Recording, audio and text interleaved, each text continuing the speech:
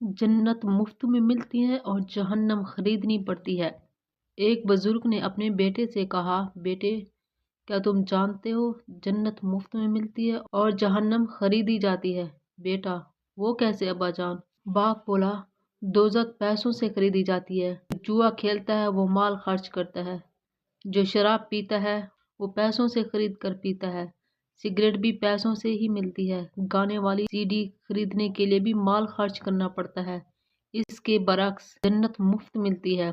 मेरे बेटे जो नमाज पढ़ता है मुफ्त पढ़ता है, रोज़ा भी मुफ्त में रखा जाता है। इसी तरह इस्तगफार करने और निगाहें नीची रखने और अल्लाह से डरने, अच्छा इखलाक तैयार करने पर कोई खर्चा नहीं। अल्लाह पाक हमें सुन्नत नबी सल्लल्लाहु अलैहि वसल्लम के मुताबिक ज़िंदगी गुजारने की तौफीक दे, आमीन।